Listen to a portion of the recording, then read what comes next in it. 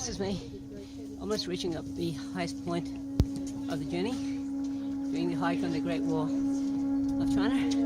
It's a level 4, so it's very steep coming up and going down. But it's definitely worth doing it.